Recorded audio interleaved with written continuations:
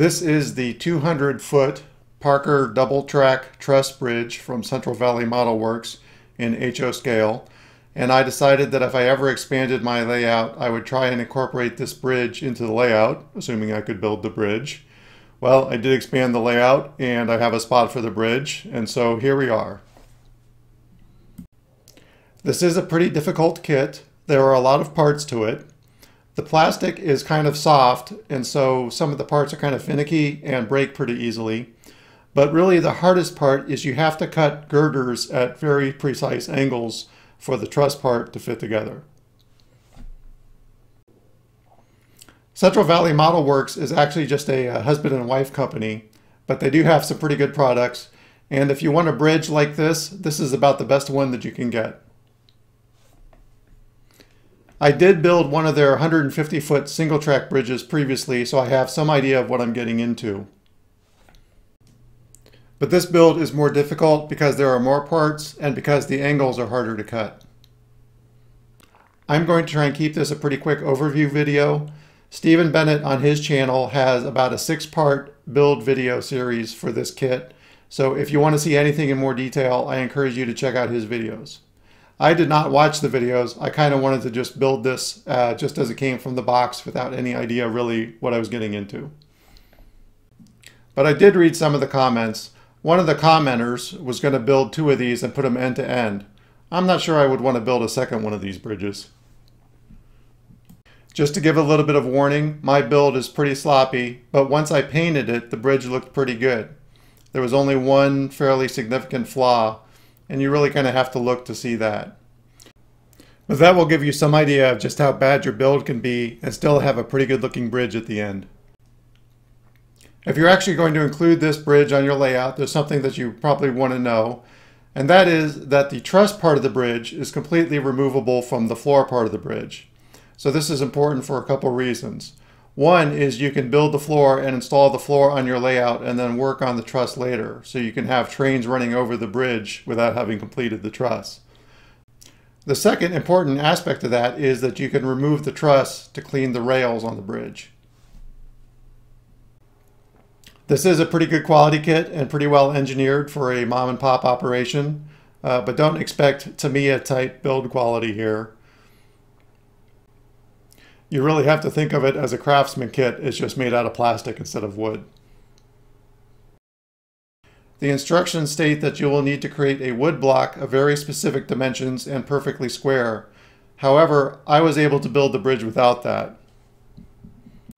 You'll see more about that when we get to the step where that block would be used. This video is probably not going to be very interesting for anyone who's not planning on building this bridge, but it will be helpful if you're planning on building one of the other Central Valley truss bridges, as they're pretty similar. And in fact, if you're going to build this bridge, I recommend you build one of the other single track bridges first. That will be a nice little practice session, and almost anyone can find a spot for a single track bridge on their layout. Construction starts with the floor of the bridge, and the only tricky part here is to pay attention to which pieces get glued and which pieces don't. These cross pieces do not get glued because we want to have some flexibility to be able to square up the bridge later. Here are the 7 completed cross beams for the floor of the bridge. So as I said, there's a lot of parts to this kit, so you're going to spend a lot of time just cutting them out of the sprue and cleaning them up. These are some of the side girder panels for the floor of the bridge. Here we're starting to build out the length of the floor with these girders, and the kit includes these shims to keep the girders level as you build out the length of the floor. I'm using some 1-2-3 blocks on some scrap foam board to hold down the bridge flat on the table as I build out the length. I'm using tube cement throughout most of this build because I need a fair amount of working time before the cement dries. It's a little bit messier, but I really need that working time. Once I started painting the bridge, the appearance cleaned up pretty well. So glue spots really weren't a problem. The kit includes 4 strips of metal to give strength to the bridge. The kits are a little bit bent, so you need to straighten them out. In order to do that, just kind of run your hands over them, bending them in the opposite direction from which they came bent. They will eventually get straightened out. You have to slide the strips through the floor through these little X-brace pieces that go crosswise. To make that a little bit easier, you want to file off the corners of the strips from the end where you're going to be doing the inserting.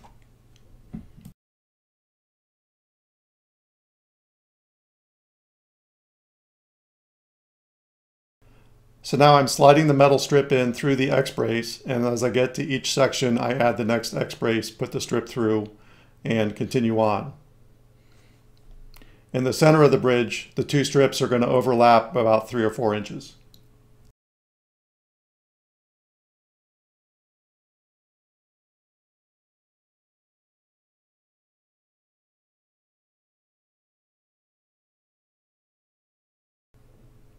Now I'm in the process of adding the second strip, and in the section where they overlap, it's pretty tight within the X-brace, so it gets a little bit more difficult to slide them through.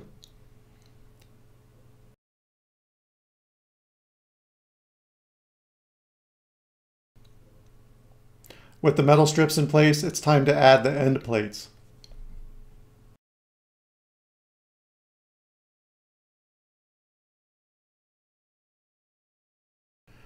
You're going to need a way to get a pretty solid straight edge across your work table. So here I have a pretty nice piece of plywood board, and I've clamped it down to the work table, and then I'm also using a yardstick and another metal straight edge to keep everything aligned. So now I'm going to square up the bridge and apply these cross braces. And here you want to start in the center and work towards the end. And on the girders, there's just enough space to glue the cross brace on.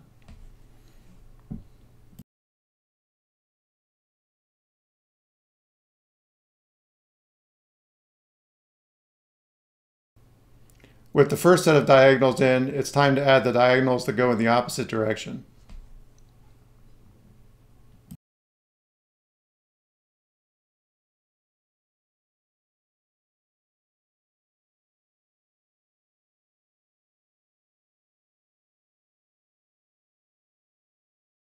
With all of the diagonals in place, I'm going to glue where they overlap and then let all of the glue dry so that the bridge dries square.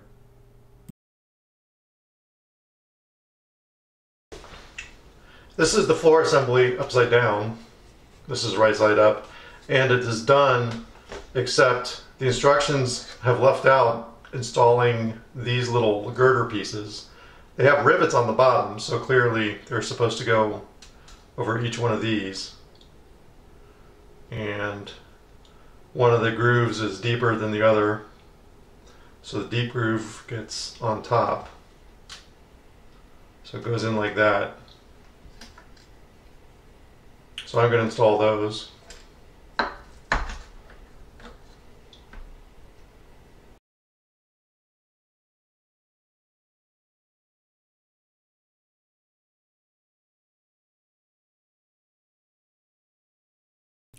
Now we have to assemble all of these girders, and it's a little bit more tricky than you might think. For one thing, you really want to glue along the entire length of the girder because you're going to cut it apart later, and if you have spots that aren't glued, they could kind of crush.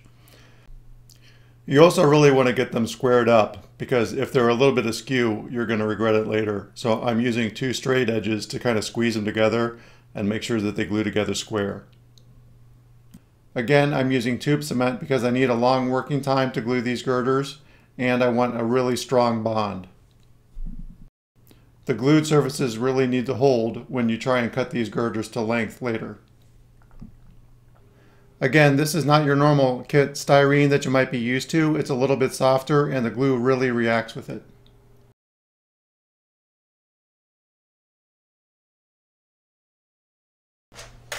Now we're at the part that's a little bit difficult. So we have to take these girders and we have to cut 12 of them to this exact length, which is 88.14 millimeters. And you want to get them as exact as possible and as square on the ends as possible. So the first thing is I trim off the little bit of extra that sticks over the side, and I try to get that vertical.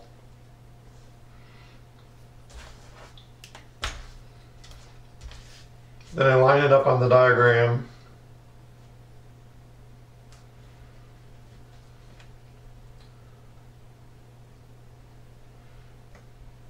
And make my mark.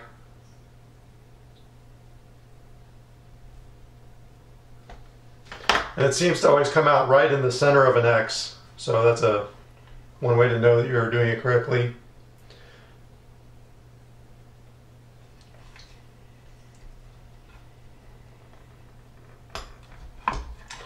So the chopper doesn't make it all the way through, and it also cuts slightly at an angle, so it's not entirely vertical. So I have to go in and finish it.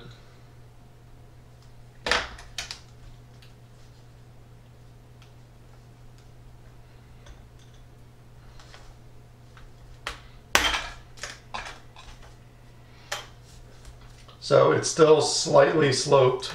Let's see how I did. I don't really want to shorten it up much. I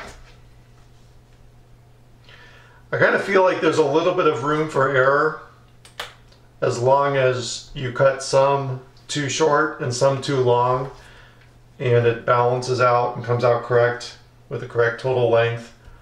Because what you don't want is for each one to be slightly too short. And that's why I'm remeasuring each one and cutting it rather than using one as like a master and using it as the one to cut from, because if the master's wrong, then they all come out wrong. And also these splicing pieces will give you a little bit of flexibility to come up short. But you still want to go out, you still want to try and do it as accurate as you can.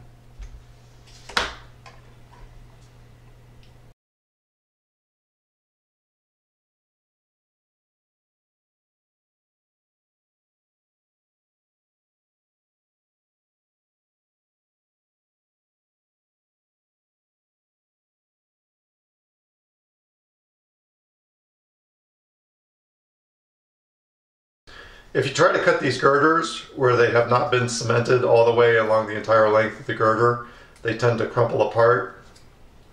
And so I've been going through and applying glue along the length to make sure that they're glued the entire way. Although really they need to be glued mostly where you're going to cut them.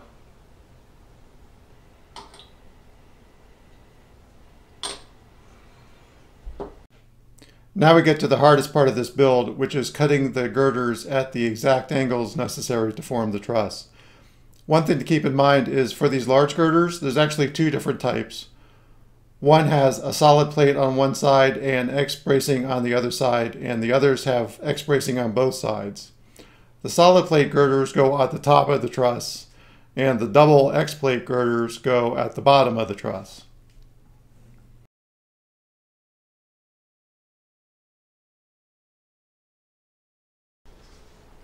So what seems to work pretty well is to line it up, make your mark with the knife, then use the chopper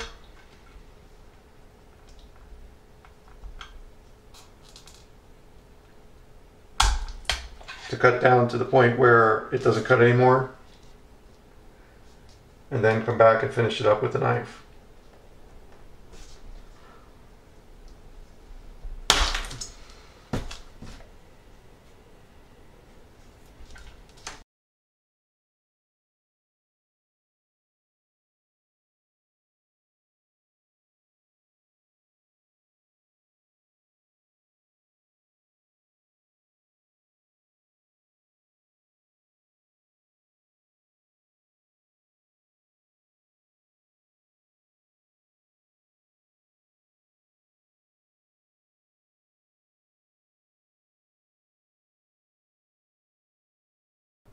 There are actually two different sizes of girders.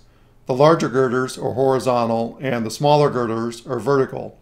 And the smaller girders fit into the larger girders. So what I'm doing here is cutting away some of the X's to make sure that the girders fit, and then I'm also squaring up the ends. There are these little rectangular plate pieces that go on top of the bottom girders, but I don't think this is a good time to put these on. I had to cut some of them off to fit the bridge together. I think that really you should just wait until the end of the truss assembly and add these in as kind of the last piece for the truss assembly. You'll see me cutting them off and reattaching them later in the build. Now I'm joining the straight girder pieces to make the bottom of the truss, and I'm making sure the ends are flat and square to get a nice joint.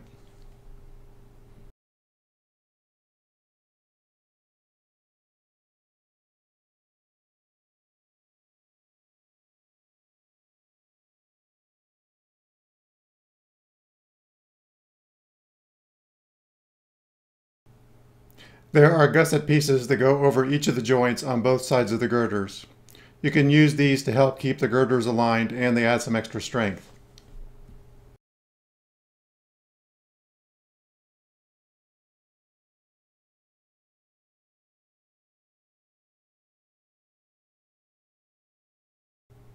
Now I have two halves complete, and I'm ready to glue the two halves together. The two halves are held together with a longer gusset piece. Throughout the build, it's a good idea to pay attention to which sides look the best and make sure that those sides are on the outside of the bridge rather than the inside of the bridge.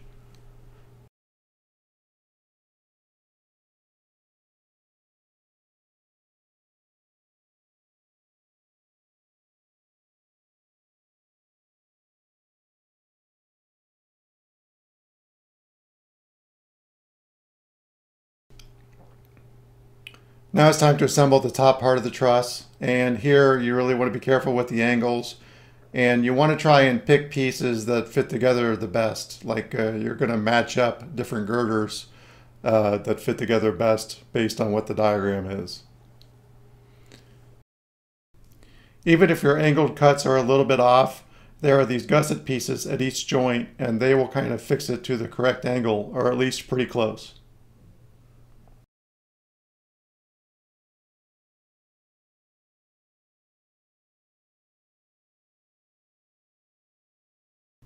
And I found it best to glue one joint and then weight it down with some 1-2-3 blocks so that it glues flat. And then once that glue is dried, come back and glue another joint.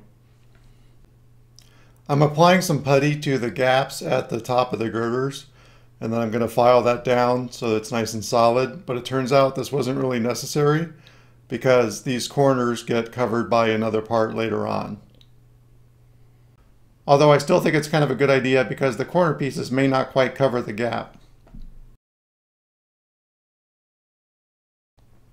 For the top of the truss, you're going to have two sets of two halves. So you want to figure out which two pairs fit together the best over the diagram. And for those two pairs, you want to figure out which is the best side and have the best side on the outside of the bridge. Then you glue the two halves together with the gussets. Then I'm using 1-2-3 blocks to hold everything in place at the correct angle as the glue dries.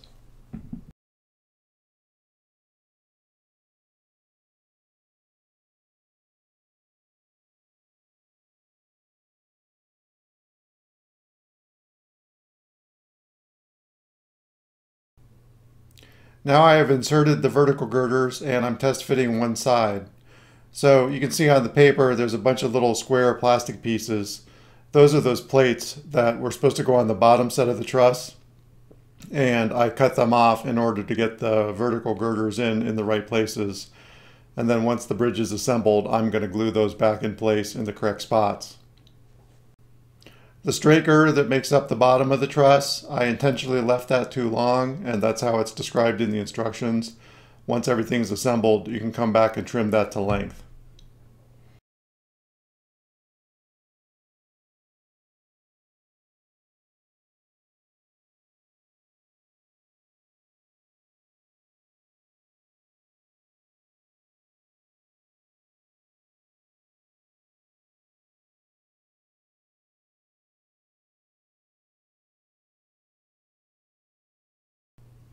With the bridge assembled and looking pretty good, it's time to glue all the girders in place.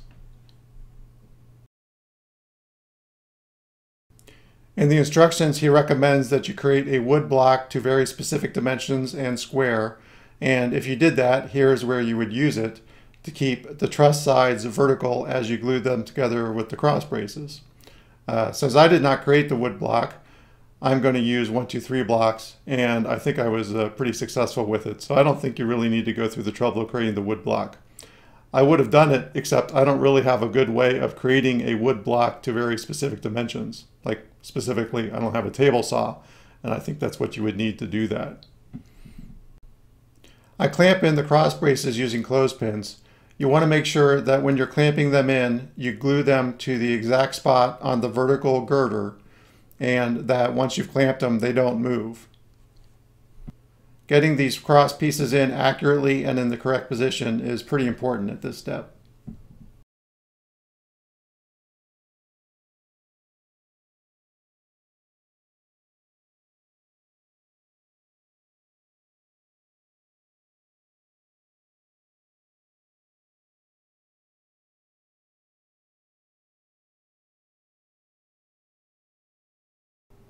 There are pairs of 5-sided gussets that go over each joint on top of the girders.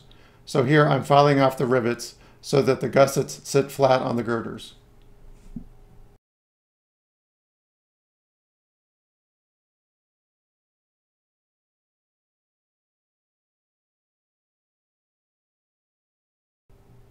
And now I'm attaching the pairs of the 5-sided gussets.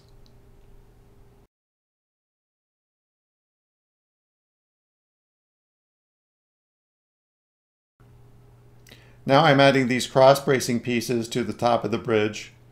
These are pretty delicate. Several of these broke as I was trying to put them in, but it's not really a big deal. Just glue them back together. The length is always going to be a little bit off depending on how your build is, so you're going to have to cut each one to fit custom.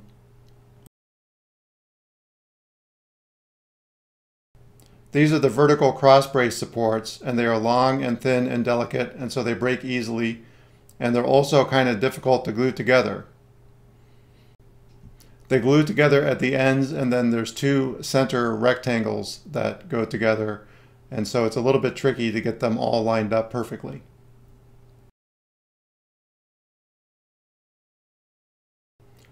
To get those cross braces to fit, I need to cut out a little bit more of the X bracing in the bottom girders of the bottom part of the truss.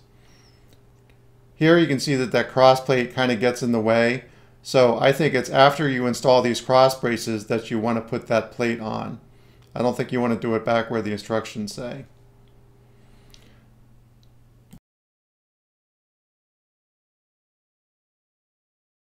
Once you've cut away enough space, you can dry fit these cross brace pieces, and then once you have them all in place, then you can glue them.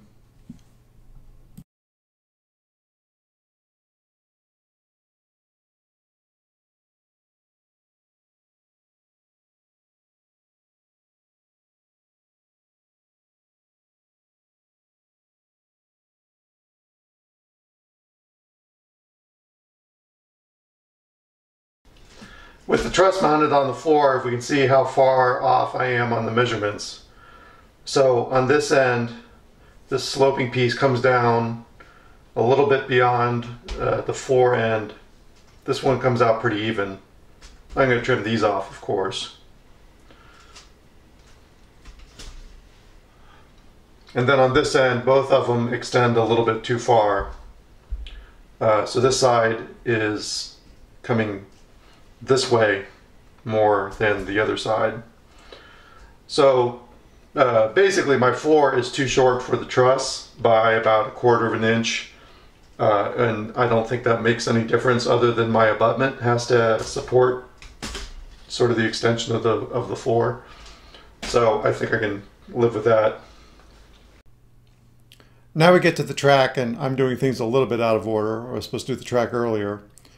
They give you these tie sections, and then you're supposed to use micro engineering code 83 track for the outside rails and code 70 track for the inside rails. So I bought some micro engineering flex track, and I'm going to add the rails in. So it's pretty easy to remove the rails from the flex track, so I did that. And then you just set the rails into place, and there are these spikes molded into the plastic, or really the tie plates. and then you fold over the spikes or tie plates onto the rails, and those hold the rails in place. And it actually works pretty well, but it is a little bit tedious. So you kind of go through here, and what I did is for each of the tie plates, or for each of the tie sections, I did the end ties first and then came back and filled in the middle. And you don't necessarily have to do every one, but you kind of want to do a lot of them. But once you've done that, it's pretty stable and the rail is held in place pretty well. Now when I built my 150-foot bridge, the single track bridge, I just used a bit of micro-engineering bridge track and just laid it over the bridge itself, laid it over the floor. And that worked pretty well. There was a little bit of a adjustment that I had to make to the floor to make that work. You could probably do that here. And for this particular kit, I think it would be kind of difficult to put two bridges together right next to each other. I'm not entirely sure how I would do that. But at least in my build, it's only one bridge and then it's just regular track on each end. So I think that makes it a little bit easier. Here I am removing the ties from some micro-engineering flex track, and you see that they come off pretty easily, but I'm destroying the ties this way. So really, you don't want to do this. You want to make sure that you slide some off, because you're going to want some ties later to put on the ends of the track on both ends of the bridges.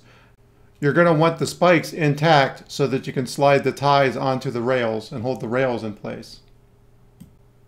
My Code 70 rails just came with some micro-engineering bridge track sets that I had bought previously.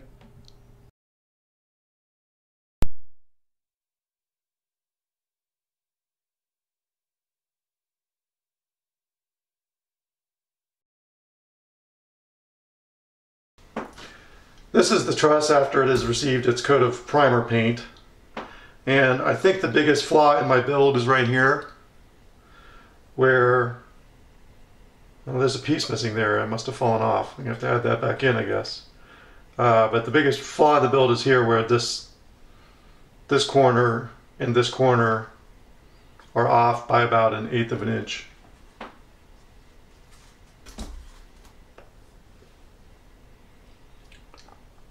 This is how it's supposed to look.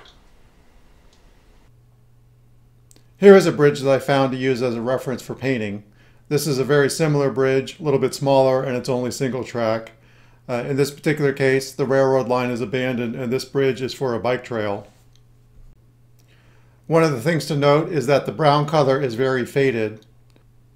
Also, there's not really a lot of rust on the bridge. The rust that is there is just on those cross straps. Also, there's a considerable amount of green slime or lichen on this bridge. If you watch a lot of my build videos, I like to use a lot of green slime on a lot of the buildings, and some people probably think I use too much, but around here in this part of the country, this stuff is everywhere, and so I'm going to put a little bit of slime on this bridge as well. My base coat for paint was Vallejo German Red Brown Primer, and I applied that using an airbrush. And it took several coats, and it was actually kind of difficult. I almost used an entire bottle of paint. There's just so much surface area on the bridge and all the little corners and all the different beams and stuff. It takes some time to get all that on with an airbrush. Then for the faded effect, I used Vallejo Camo Pale Brown. And now I'm covering the entire bridge in a wash of AK Interactive Track Wash. For much of the floor girders and also some of the truss, I'm using some Vallejo rust-colored pigments, and I'm applying those by dipping a brush in paint thinner and then dipping it in the pigment and applying it. I'm going to seal on these pigments using AK Interactive Pigment Fixer, and then I'll spray everything with some Testors Dull Coat. For the green slime, I'm going to use AK Interactive Slimy Grime Dark, and that is an enamel product. I also used this Vallejo rust texture on parts of the bridge, and it's pretty good at covering up glue spots.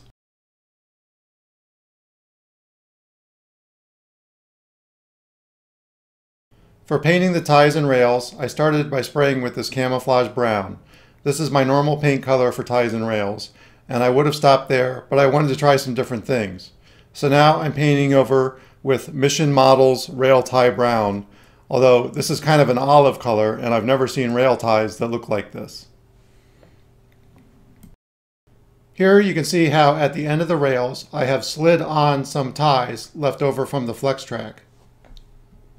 Since rail ties are generally black, I next gave the ties a wash of Vallejo dark gray.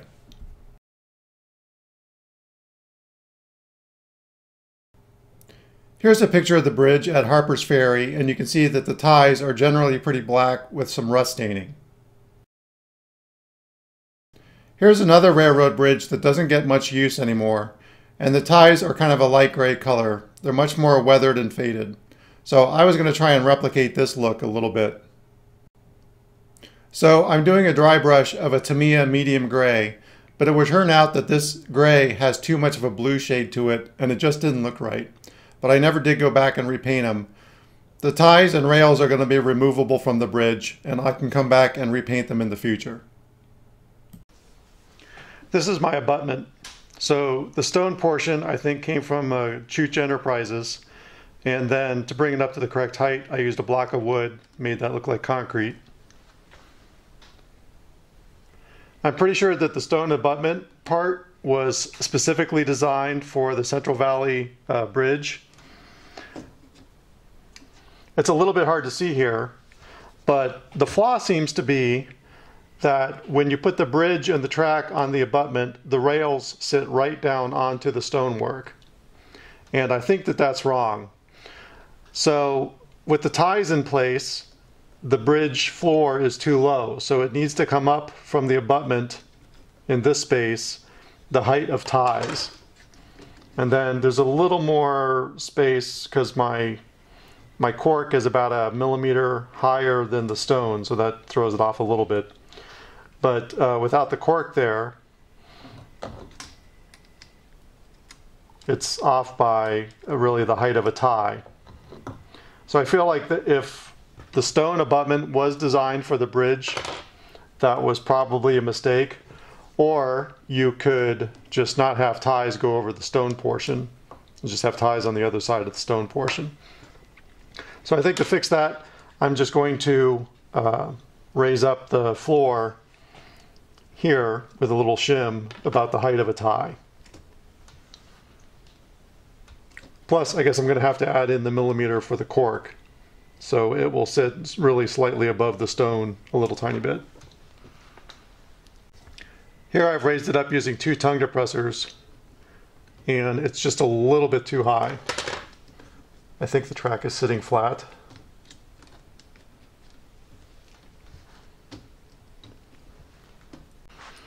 Here's my heaviest locomotive. And there's quite a bit of flex there. It's tilting off to the side a little bit.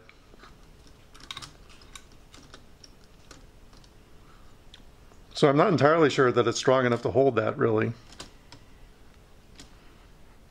Getting the bridge installed is almost as difficult as building it. In this case, I have 2 blocks of wood clamped down to hold the track bed down onto the bridge frame, the floor. And the reason I do that is because the track bed is not held onto the floor, it's removable. And this keeps the track bed in place so that you can line up your lead tracks, the tracks that come in this side. Because otherwise you might bump the track bed off of the floor and line up your lead tracks incorrectly. So that was to prevent that from happening.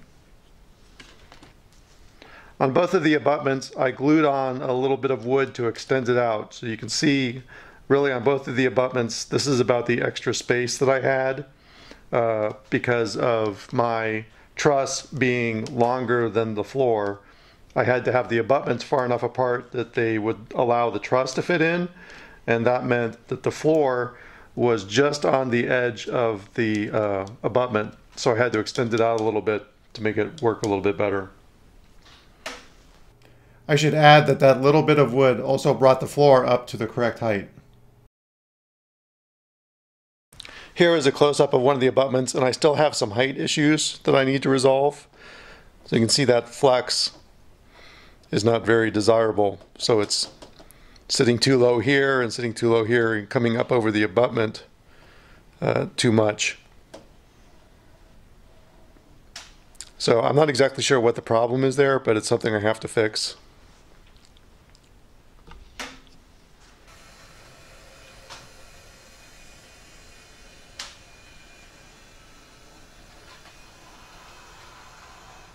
Here I have added in the truss, and I would say that the truss actually does do some support. It certainly keeps it from moving back and forth, like side to side listing, as you might say on a ship. And everything is removable. The truss is removable, the floor is removable, my track is removable, and even my abutments are removable in case I want to build different abutments at some point in the future. And of course I want everything removable because I have to do scenery down underneath the bridge.